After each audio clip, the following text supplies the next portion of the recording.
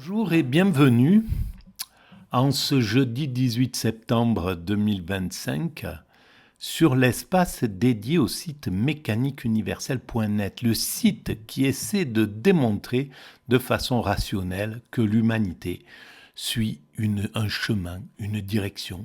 L'ensemble humain, le phénomène humain, évolue dans sa totalité vers son ultime perfection. Cette ultime perfection, c'est nous, tous les êtres humains précédents, depuis que nous nous sommes séparés des autres primates.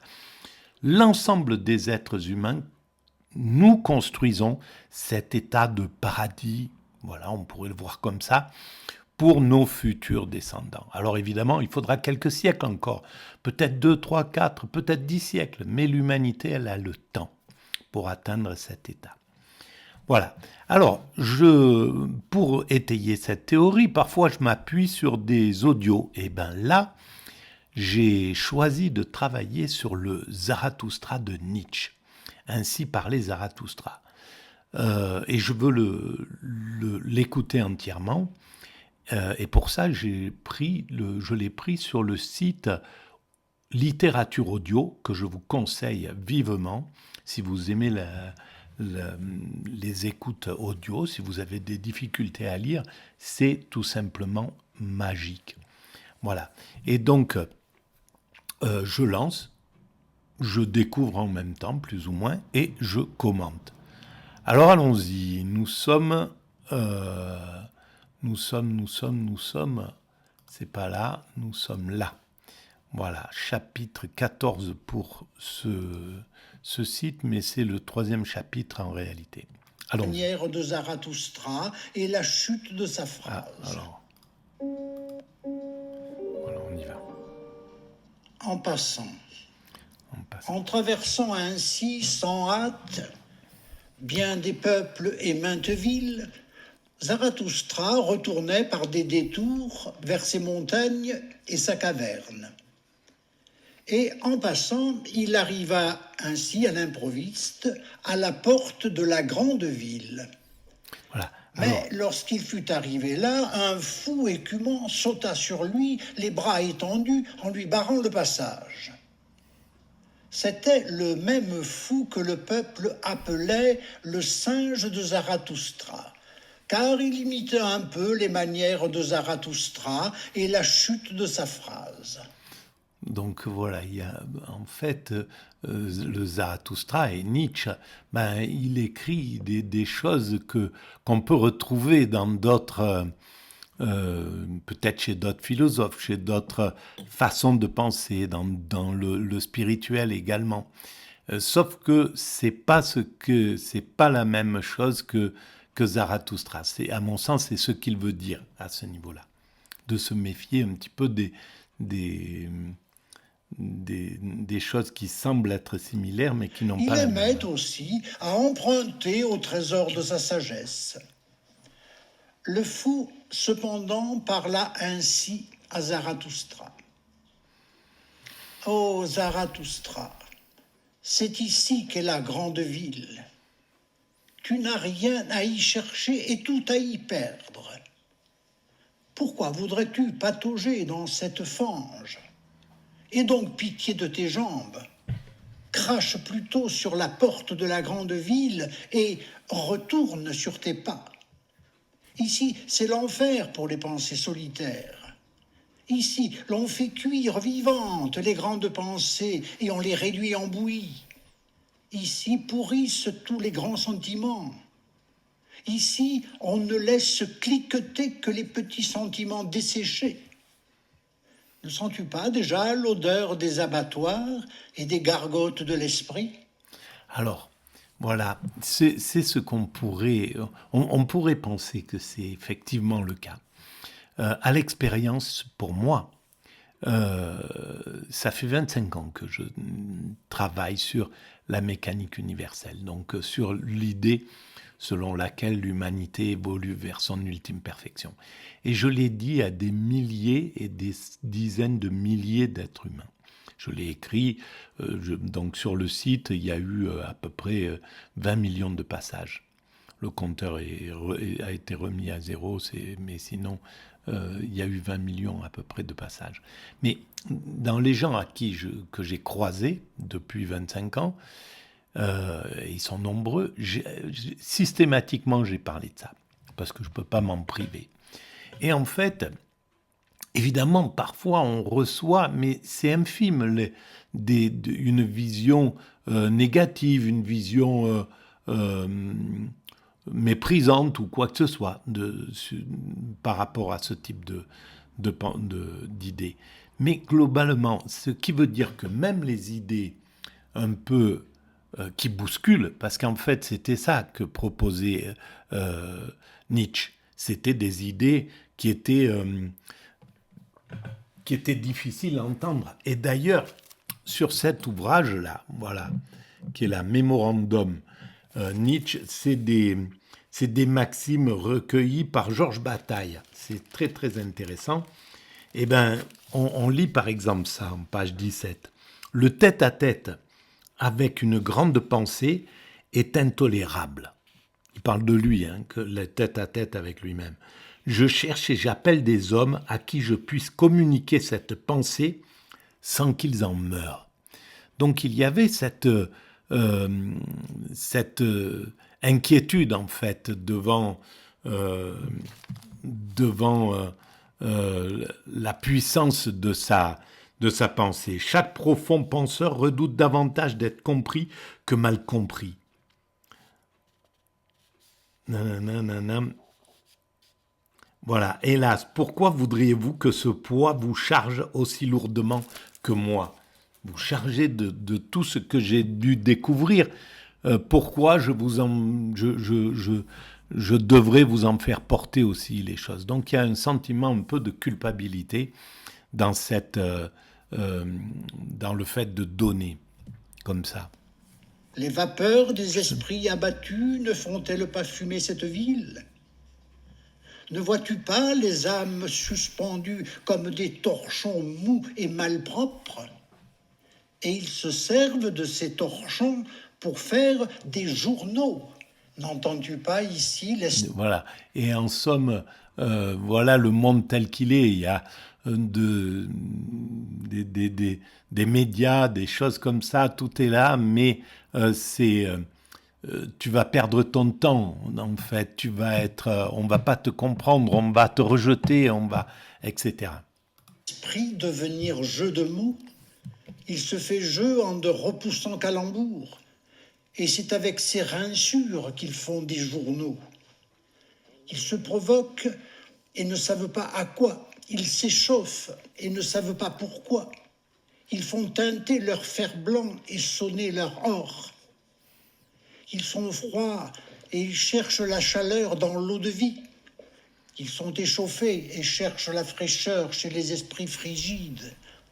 L'opinion publique leur donne la fièvre et les rend tous ardents.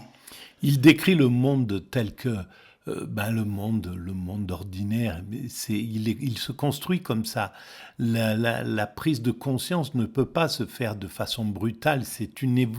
C'est un éveil à la conscience qui traverse les siècles, les millénaires, et qui va doucement vers l'éveil total. Mais ça prend un certain temps. C'est ce que ne comprend peut-être pas le Zarathustra. Il est en combat contre ce monde et il veut l'éveiller, donc il le critique, il le titille, il lui dit ce que voilà, vous êtes endormi, voilà, vous vous laissez manipuler par les journaux qui sont des torchons, qui sont vous laissez endormir ou affaiblir ou adoucir par l'Église, par le pouvoir, par l'État, etc. Tous les désirs et tous les vices sont élus domicile ici. Mais il y a aussi des vertueux. Il y a ici beaucoup de vertus habiles et occupées. Beaucoup de vertus occupées avec des doigts pour écrire, des culs de plomb et des ronds de cuir ornés de petites décorations et paires de filles empaillées et sans derrière. Il y a ici beaucoup de piété et beaucoup de courtisanerie dévote et de bassesse devant le Dieu des armées. Car c'est d'en haut que pleuvent les étoiles et les gracieux crachats. C'est vers en haut que vont les désirs de toutes les poitrines sans étoiles. La lune a sa cour, et la cour a ses satellites. Mais le peuple mendiant et toutes les habiles vertus mendiantes élèvent des prières vers tout ce qui vient de la cour. Je sers, tu sers, nous servons, ainsi prient vers le souverain toutes les vertus habiles, afin que l'étoile méritée s'accroche enfin à la poitrine étroite. Mais la lune tourne autour de tout ce qui est terrestre. C'est ainsi aussi que le souverain tourne autour de ce qu'il y a de plus terrestre. Mais ce qu'il y a de plus terrestre, c'est l'or des épiciers. Et c'est clairement ça, c'est clair qu'il reproche en somme au souverain aussi de ne pas être élevé au spirituel, de ne pas être élevé à un autre degré, c'est pas au religieux mais au spirituel, parce qu'il est élevé au religieux.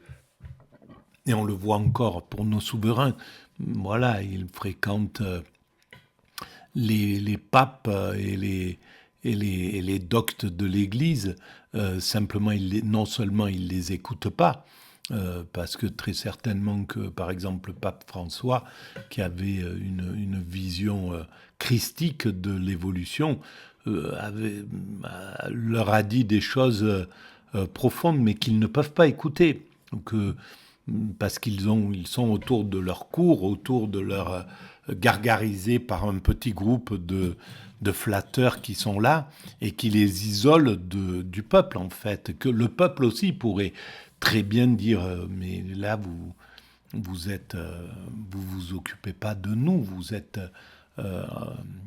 dans la superficialité. D'ailleurs, le peuple se prive pas de le dire maintenant.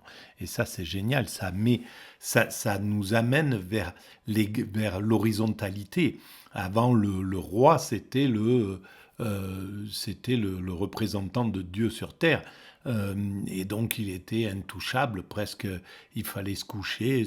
Dans certaines tribus, dans certaines sociétés, il faut se tourner, on ne peut pas le regarder, il faut avancer vers lui à reculons. Enfin, voilà, il y avait toute cette hiérarchie. Et maintenant, on peut dire c'est un abruti, le chef de l'État ou quoi que ce soit. Voilà, et on risque pas quelque chose. Donc, ça veut dire qu'on va vers cette égalité. L'excès, il y a de l'excès, évidemment, mais cet excès, il est aussi là pour amener progressivement vers cette égalité où il aura droit au même respect que les autres, que le balayeur, qu'on doit à n'importe qui. Voilà, le respect qu'on doit au chef de l'État, il est ni plus ni moins le même qu'on doit à tout être humain qui est là, au mendiant comme au chef de l'État, le même, exactement. Le Dieu des armées n'est pas le Dieu des lingots. Le souverain propose, mais l'épicier dispose. Au nom de tout ce que tu as de clair, de fort et de bon... Et c'est clair que là, il critique ce qui est déjà en train de se passer. Le marché a pris le pouvoir sur d'autres valeurs, ou peut-être au XVIe siècle, au XVIIe siècle, mais le marché, il avait le vent en poupe. Mais là, on rentre dans la société presque de consommation. Pas tout à fait, mais la société industrielle, voilà, et qui va appeler la société de consommation. On emploie et les dominants crache sur cette ville des épiciers et retourne en arrière. Ici, le sang vicié, mince et mousseux coule dans les artères, crache sur la grande ville qui est le grand dépotoir où s'accumule toute l'écume. Il a des images sur la absolument ville incroyables. Des âmes déprimées et des poitrines étroites, des yeux envieux et des doigts gluants, sur la ville des importuns et des impertinents, des écrivassiers et des braillards, des ambitieux exaspérés, sur la ville où s'assemble tout ce qui est carrié, malfamé, lascif, sombre, pourri, ulcéré, conspirateur, crache sur la grande ville et retourne sur tes pas. Alors, ce que ne comprend pas le fou qui parle, qui imite Zarathustra et qui lui parle, c'est qu'en fait, l'humanité se construit avec ça. Si le moment où le marché a pris le pouvoir sur la royauté ou sur sur l'aristocratie, eh bien, c'était ça le chemin qu'il fallait faire en Occident, c'était ça. Il fallait passer par là et il fallait que ce soit le marché qui trace la route de l'évolution. Pourquoi ? Parce que on peut plus facilement se fédérer sur l'objet, sur la mode, sur la musique, sur ce que vend le marché en réalité. Plutôt, on peut fédérer l'humanité, par exemple, sur ces valeurs-là.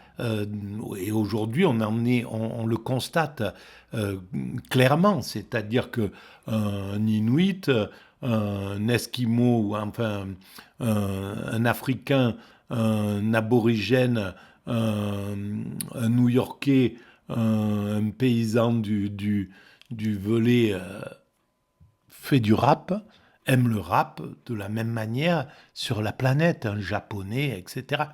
Donc c'est ça qui peut unifier. Le politique ne pouvait pas le faire. Sur quel principe on pouvait se faire ? Certains voulaient, on le voit, les Chinois ne veulent pas de la démocratie telle que nous la pratiquons. L'Afrique ne veut pas ce type de politique comme nous la pratiquons. Ils veulent autre chose, ils veulent leurs icônes et pas les nôtres. Et ils ont raison, évidemment. Donc on voit bien que c'est...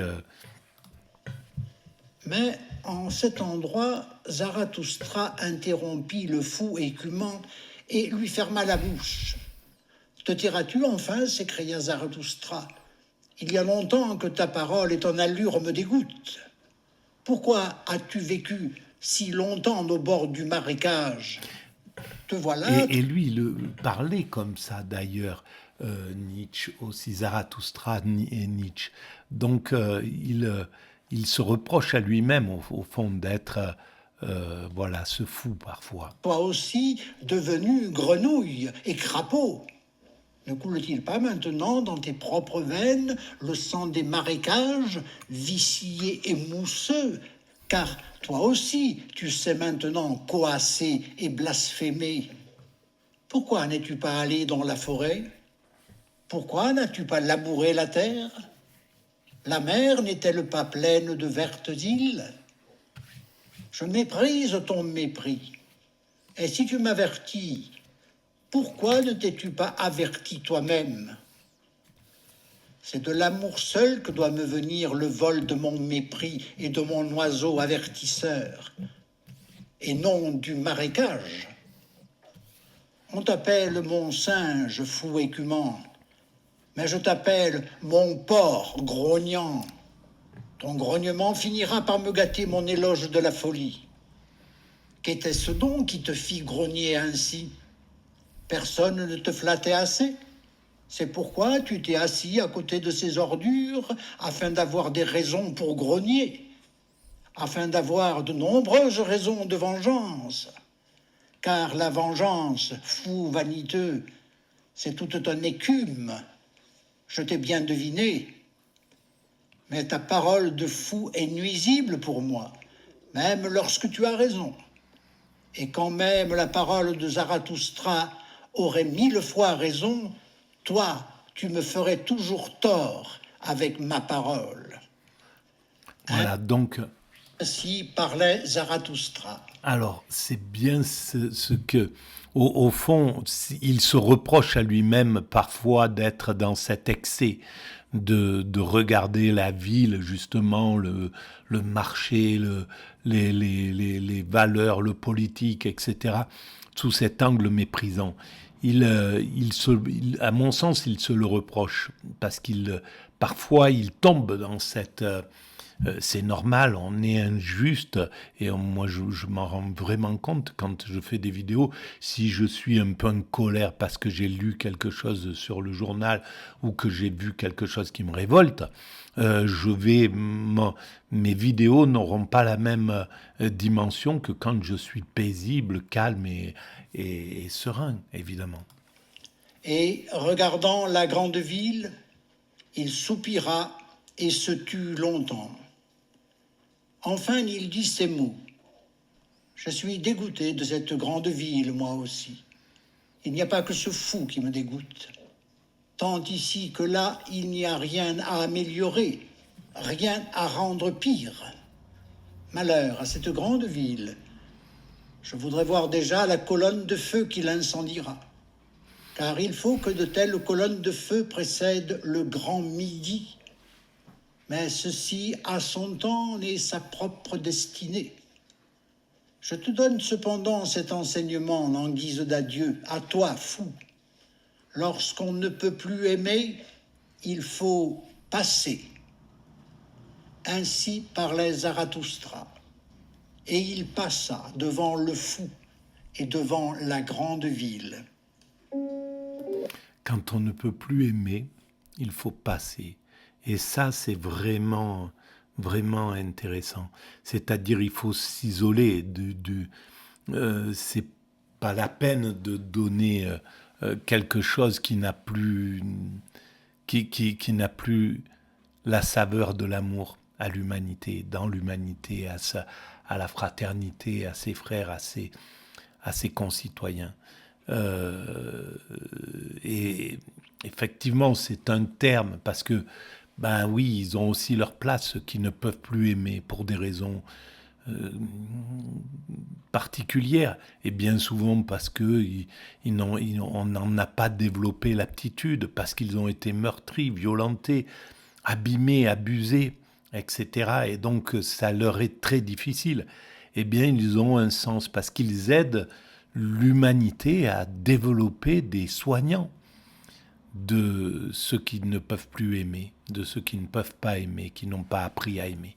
Voilà, ben c'est donc ça oblige l'humanité. En somme, c'est pourquoi le mal travaille toujours le bien, améliore l'humanité, oblige l'humanité à travailler contre lui. Le mal entre guillemets. Des transfuges. 1. Hélas, tous ceux qui naguère étaient encore verts et colorés sur cette prairie est déjà fané et gris maintenant. Et combien j'ai porté de miel d'espérance d'ici à ma ruche. Tous ces jeunes cœurs sont déjà devenus vieux. Et à peine s'ils sont vieux, ils sont fatigués seulement, vulgaires et nonchalants. Ils expliquent cela en disant « Nous sommes redevenus pieux ». Naguère encore, je les vis marcher à la première heure sur des jambes courageuses. Mais leurs jambes de la connaissance se sont fatiguées. Et maintenant, ils calomnient même leur bravoure du matin. Alors, ça peut correspondre à ceux qui se sont lancés dans la philosophie et qui ont rejeté, ont critiqué le religieux, le spirituel, etc., etc., parce que c'était la façon de se... c'était dans l'air du temps. Il fallait être comme ça et ils l'ont été de façon sincère. Et puis, quelque chose les ramène vers le spirituel. Et ben oui, mais c'est comme ça la vie. Ça a été... Sartre finit par écrire un livre avec Béni Lévy sur le judaïsme, sur la spiritualité. Et combien d'autres reviennent au spirituel? Tapi, voilà, et quand, à partir du moment où il est malade, Dieu revient dans son existence. Et bien d'autres, voilà. Donc, on peut comprendre, il faut comprendre en somme. En vérité, plus d'un soulevait jadis sa jambe comme un danseur. Le rire lui faisait signe dans ma sagesse. Puis il se mit à réfléchir. Je viens de le voir courbé, rampant vers la croix. Il voltigeait jadis autour de la lumière et de la liberté, comme font les moucherons et les jeunes poètes. Un peu plus vieux, un peu plus froid, et déjà ils sont assis derrière le poêle, comme des calotins et des cagots. Ont-ils perdu courage parce que la solitude m'a englouti comme aurait fait une baleine? Ont-ils vainement prêté l'oreille, longtemps et plein de désir, sans entendre mes trompettes et mes appels de héros? Hélas, ils sont toujours en petit nombre, ceux dont le cœur garde longtemps son courage et son impétuosité. Et c'est dans ce petit nombre que l'esprit demeure persévérant. Tout le reste est lâcheté. Tout le reste, c'est toujours le plus grand nombre. Ce sont les vulgaires et les superflus, ceux qui sont de trop. Tout cela sont des lâches.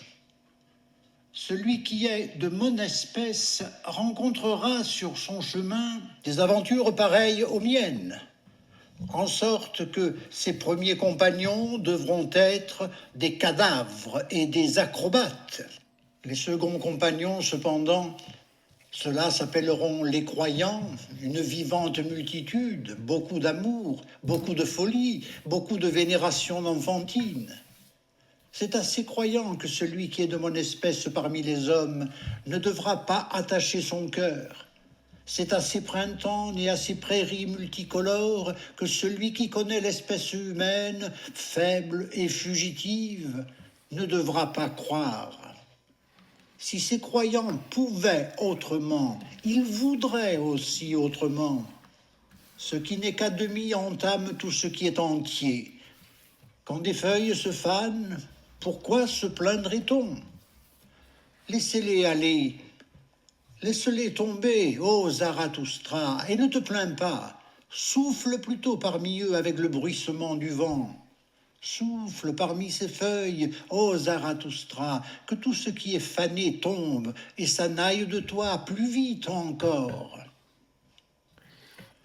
Alors, ce qui est intéressant, c'est que c'est tout ce qui est fané qui doit partir de soi, et c'est évidemment bien des choses se fanent dans l'évolution de l'humanité. Des morales se fanent, des façons de concevoir autrui se fanent, des nations, des pays deviennent des nations, et des nations, et donc des pays se fanent en devenant nation, parce que nation, c'est plus englobant que pays, par exemple. Voilà. 2. Nous sommes redevenus pieux. Ainsi confessent les transfuges, et beaucoup d'entre eux sont encore trop lâches pour confesser cela. Je les regarde dans le blanc des yeux, je le dis en plein visage, et dans la rougeur de leurs joues. Vous êtes de ceux qui prient de nouveau. Cependant, c'est une honte de prier. Non pour tout le monde, mais pour toi et pour moi, et pour tous ceux qui ont leur conscience dans la tête.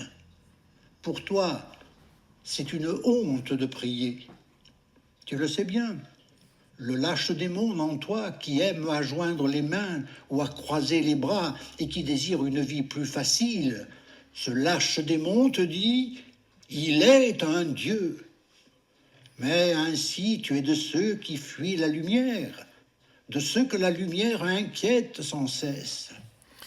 Maintenant, il te faut quotidiennement plonger ta tête plus profondément dans la nuit et les ténèbres.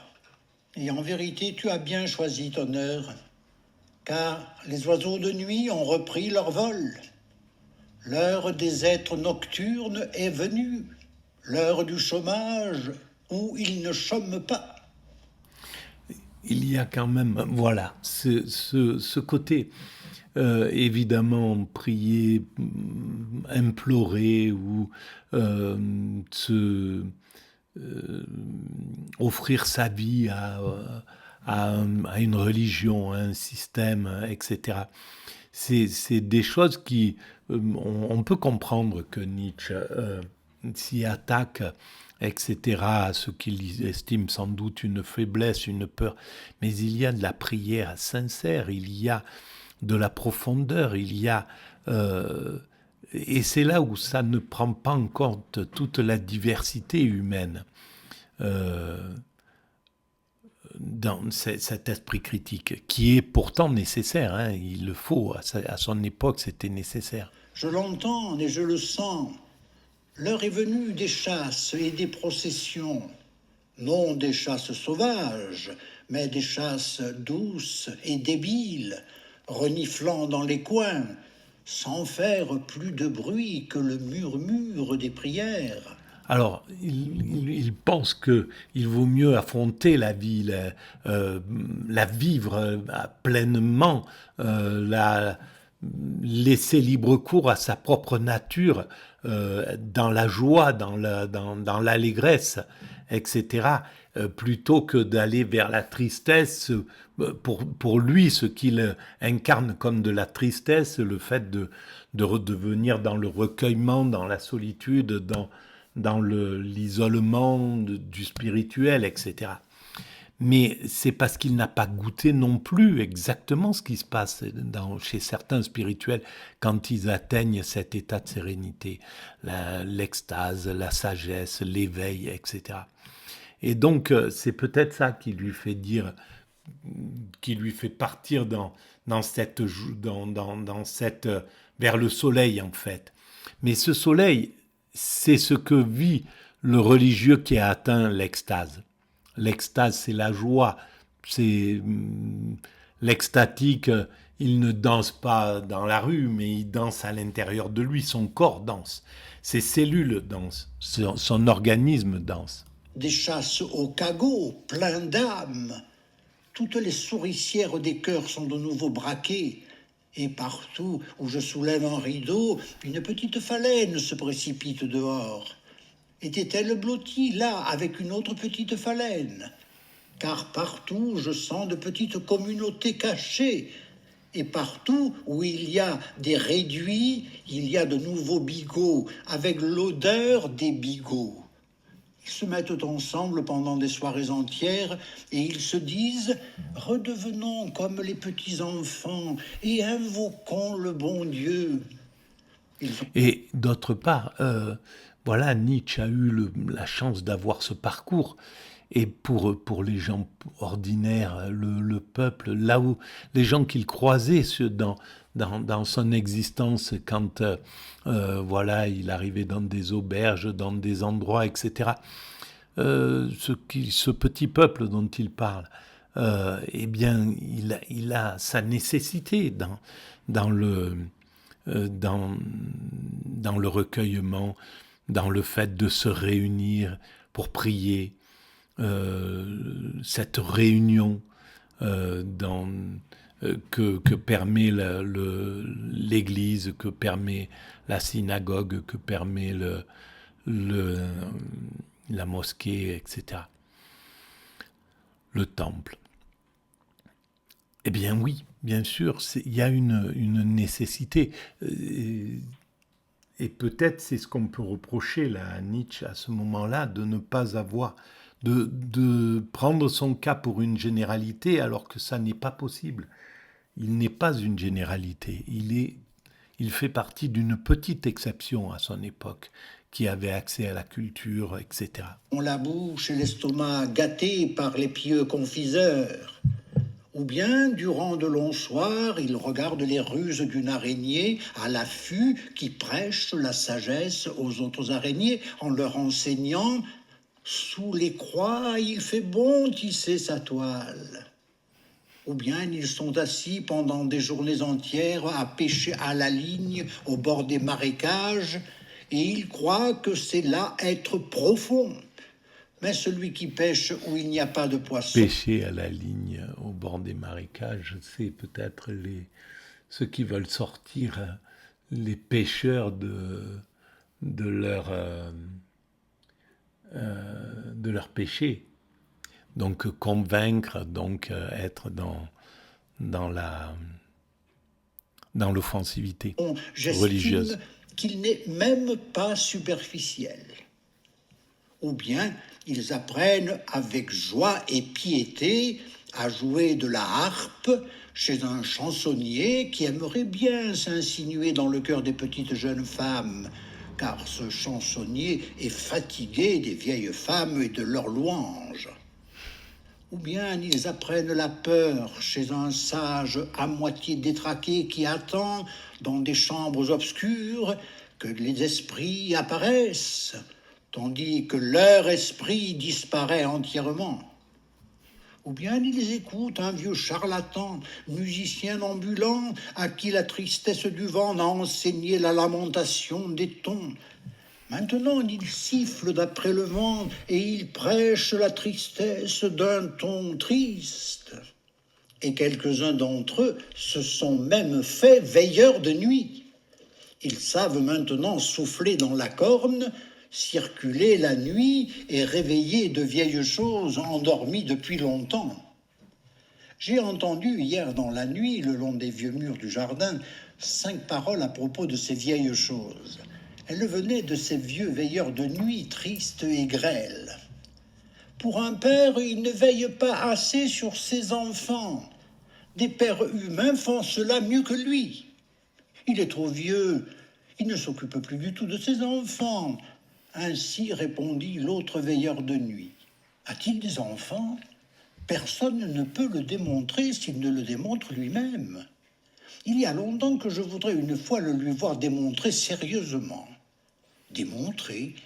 A-t-il jamais démontré quelque chose, celui-là ? Les preuves lui sont difficiles. Il tient beaucoup à ce que l'on croit en lui. Oui, la foi le sauve, la foi en lui-même. C'est l'habitude des vieilles gens. Nous sommes faits de même. Ainsi parlèrent l'un à l'autre les 2 veilleurs de nuit, ennemis de la lumière. Puis ils soufflèrent tristement dans leurs cornes. Voilà ce qui se passa hier dans la nuit le long des vieux murs du jardin. Quant à moi, mon cœur se tordait de rire. Il voulait se briser, mais ne savait comment, et cet accès d'hilarité me secouait le diaphragme. En vérité, ce sera ma mort d'étouffer de rire en voyant des ânes ivres et en entendant ainsi des veilleurs de nuit douter de Dieu. Le temps n'est-il pas depuis longtemps passé, même pour de pareils doutes ? Qui aurait le droit de réveiller...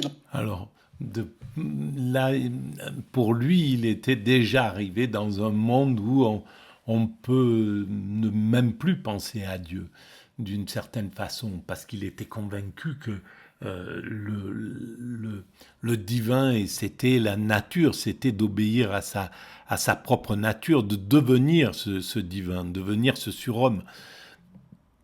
Donc le divin tel que le prêchaient les églises, il pensait que c'était même absurde de continuer à y penser. Et je pense qu'il y a encore des pensées comme ça. Mais malheureusement, c'est pas ça. L'humanité a besoin de penser au divin. Dans leur sommeil d'aussi vieilles choses, ennemis de la lumière. Il y a longtemps que ça n'est fini des dieux anciens. Et en vérité, ils ont eu une bonne et joyeuse fin divine. Ils ne passèrent pas par le crépuscule pour aller vers leur mort. C'est un mensonge de le dire. Au contraire, ils se sont tués eux-mêmes à force de rire. C'est ce qui arriva lorsqu'un Dieu prononça lui-même la parole la plus impie. La parole « Il n'y a qu'un Dieu. Tu n'auras point d'autre Dieu devant ma face. » Une vieille barbe de Dieu, un Dieu coléreux et jaloux s'est oublié ainsi. Et en même temps, il ne voit pas à quel point c'est novateur. Il n'y a qu'un Dieu, c'est-à-dire c'est même universel. C'est valable pour l'asiatique, pour l'européen, pour l'africain, pour l'américain, etc., pour tous les continents, pour l'océanien. Il n'y a qu'une puissance créatrice, qu'une puissance divine.